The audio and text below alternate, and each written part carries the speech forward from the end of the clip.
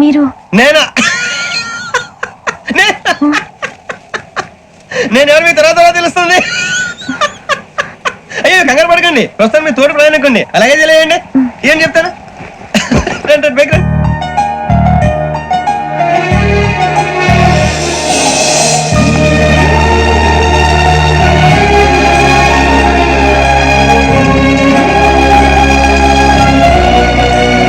Excuse me, నా bag. మీ berth number ఏంటండి? 52.